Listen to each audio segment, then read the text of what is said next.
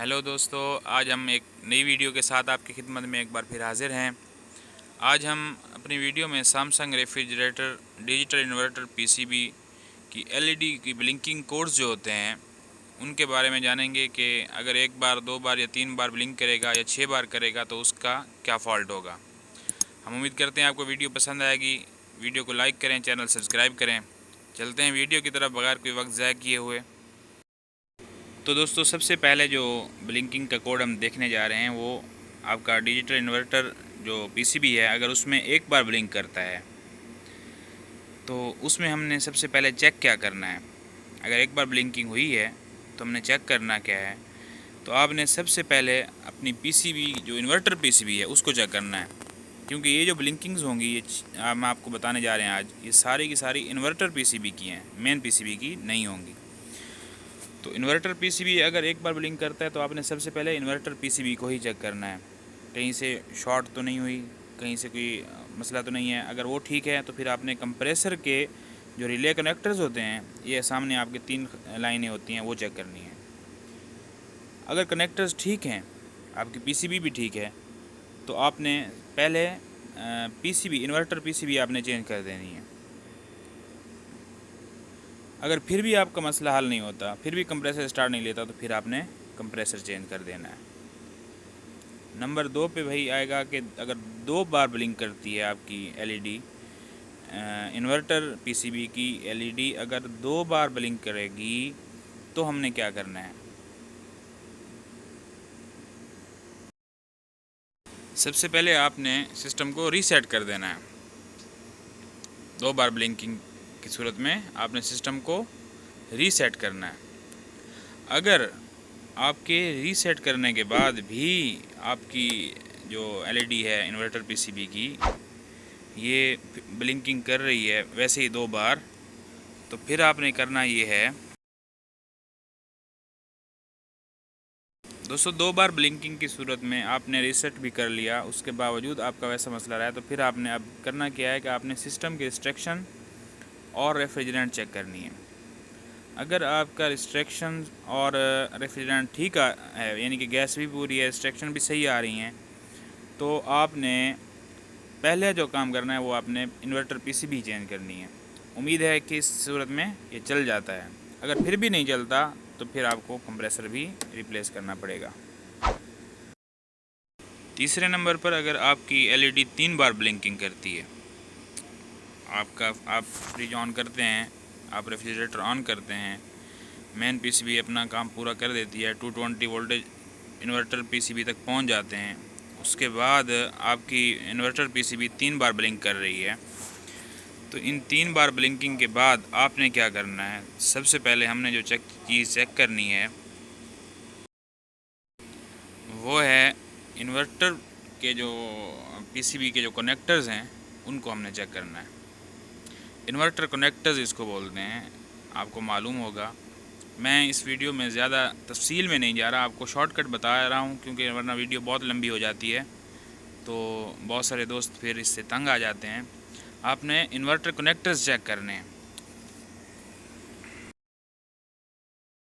आपने connectors check कर लिए और आपको इस पर यकीन आ गया कि आपके कनेक्टर्स ठीक हैं और आपका कंप्रेसर फिर भी नहीं चला, तो आपने सबसे पहले कंप्रेसर चेंज करना है।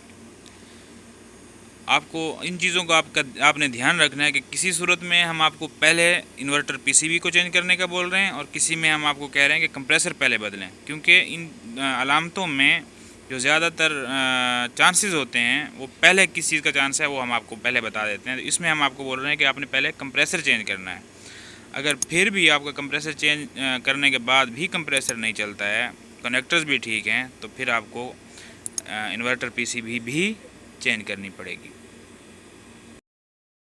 अब दोस्तों, नंबर आ गया 4, मतलब अगर आपकी इन्वर्टर पीसीबी की जो लाइट है वो ब्लिंक करती है 4 बार, तो उस सूरत में क्या क्या परेशानी होगी। ये मेरे ख्याल में सबसे आसान कोड है इन्वर्टर पीसीबी का, क्योंकि इसमें ज़्यादातर बाकी तमाम में 2-2, 3-3 ऑप्शन दिए जाते हैं, इसमें सीधा ही एक ही ऑप्शन है आपके पास। अगर आपकी एलईडी ब्लिंकिंग कर रही है 4 बार,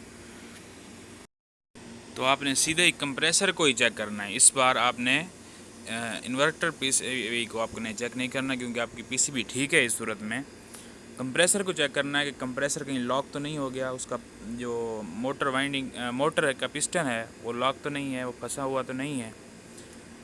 तो जब आप उसके पाइप खोलेंगे, चेक करेंगे, प्रेशर अगर नहीं आया तो इसका मतलब आपका कंप्रेसर लॉक है। तो उस सूरत में आपके पास सीधा जो ऑप्शन है आपने करना ये है कि आपने अपने रेफ्रिजरेटर का जो कंप्रेसर है, इन्वर्टर कंप्रेसर, वो आपने बदल देना है। इससे आपका 4 टाइम ब्लिंकिंग का जो मसला है वो हल हो जाता है। दोस्तों, एक बात आपने यहाँ पे जहन में रखनी है कि ये जो हम कोड्स बता रहे हैं, ये इन्वर्टर सैमसंग इन्वर्टर का जो जितने भी रेफ्रिजरेटर हैं उन सब के लिए एक ही कोड आते हैं, चाहे वो सिंगल डोर है, डबल डोर है, 1 पोर्शन है, डबल पोर्शन है, सब के लिए। अब यहाँ से आ गया 5 टाइम ब्लिंकिंग। अगर आपकी पीसीबी की एलईडी जो है वो 5 टाइम ब्लिंकिंग करती है, इसमें 2 सूरतें हैं। अब हम आपको बताने जा रहे हैं 5 टाइम ब्लिंकिंग या 6 टाइम ब्लिंकिंग। आपने इस चीज़ को अब अपने जहन में रख लेना है। पहले हम आपको अलग अलग ये बता रहे हैं कि 5 टाइम ब्लिंकिंग की सूरत में आपने चेक क्या करना है और रिप्लेसमेंट इसमें क्या है। उसके बाद हम आपको आखिर में इस वीडियो के एंड पे एक चीज़ बताएंगे, वो चीज़ आपने मद्देनज़र रखनी है। तो दोस्तों, यहाँ पे आपने पहले अपने कंप्रेसर को चेक करना है कि कहीं आपका कंप्रेसर फंसा हुआ तो नहीं है, लॉक तो नहीं है, उसका पिस्टन फंसा हुआ है या मोटर फंसी हुई तो नहीं है। बाज़ वक़्त कंप्रेसर वॉइस कर रहा होता है और प्रेशर नहीं आ रहा होता, तो इस चीज़ को बोलते हैं कि कंप्रेसर लॉक है। अगर आपका कंप्रेसर लॉक है नहीं है, ठीक है, आपने चेक कर लिया, तो फिर आपने इनपुट वोल्टेज चेक करने हैं इन्वर्टर पीसीबी के। अगर उसमें कोई फॉल्ट होगा तो फिर आपने पहले अपना पीसीबी जो है, इन्वर्टर पीसीबी, वो आपने चेंज कर देनी है। पीसीबी चेंज कर देते हैं आप। अब आपने सिस्टम को ऑन किया है, उसके बावजूद भी अगर आपका सेम मसला आ रहा है, आपका कंप्रेसर फिर भी स्टार्ट नहीं लेता, तो अब आपको कंप्रेसर भी जो है वो भी रिप्लेस करना पड़ेगा।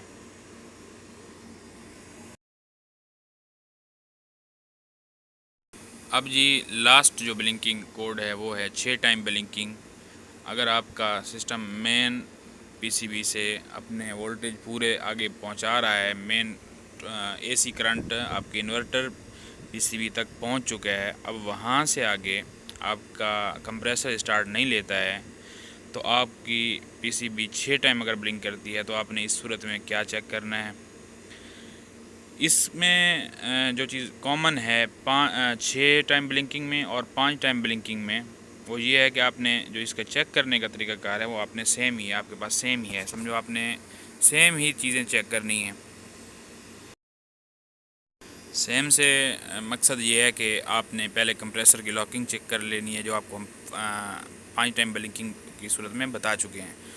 अगर उसमें भी आपका फिर भी आपका कंप्रेसर सही है, आपको लगता है कि आपका कंप्रेसर सही है, तो आपने फिर इसके बाद आपने इनपुट वोल्टेज चेक करने हैं। ज़्यादातर जो इन दोनों सूरतों में मसला आता है वो कंप्रेसर की लॉकिंग का आ रहा होता है। बाज़ औक़ात कंप्रेसर इसलिए भी फंस जाता है कि आपके जो वोल्टेज हैं, इनपुट वोल्टेज जो आ रहे होते हैं इन्वर्टर पीसीबी से, वो जो है उनमें फॉल्ट आ रहा होता है। तो इस सूरत में आपने वोल्टेज भी चेक कर लिया, कंप्रेसर भी लॉकिंग चेक कर ली, तो उसके बाद आपके पास फिर वही दोनों चीज़ें आ जाएंगी जैसे 5 टाइम ब्लिंकिंग में था कि आपने इन्वर्टर पीसीबी को चेंज कर देना है पहले। उम्मीद है इससे आपका मसला हल हो जाएगा, क्योंकि अक्सर जो मोटर लॉक हुई होती है कंप्रेसर की, वो वोल्टेज की वजह से हुई होती है। अगर आपका फिर भी कंप्रेसर अपना इन्वर्टर पीसीबी चेंज करने के बाद भी कंप्रेसर स्टार्ट नहीं लेता, तो फिर आपको कंप्रेसर भी रिप्लेस करना पड़ेगा। अब हम आपको बताने जा रहे हैं वो चीज़ जो हमने आपको 5 टाइम और 6 टाइम ब्लिंकिंग के शुरू में आपको बताया था कि इन दोनों में कॉमन चीज़ ये है कि चेक आपने इनको दोनों सूरतों में एक ही तरीके से करना है, मगर जो इनपुट वोल्टेज आपने चेक करने हैं वो ये है कि 5 टाइम ब्लिंकिंग में लो वोल्टेज का प्रॉब्लम होगा और 6 टाइम ब्लिंकिंग में ओवर वोल्टेज का प्रॉब्लम आएगा। तो फ्रेंड्स, हम उम्मीद करते हैं कि हम आज की वीडियो में आपको इन कोड्स के बारे में सही से समझा सके होंगे। अगर आपको हमारी वीडियो पसंद आए तो लाइक करें, चैनल को सब्सक्राइब करें और बेल का बटन दबा दें ताकि हमारी लेटेस्ट वीडियोस आप तक पहुंचती रहें। अल्लाह हाफिज़।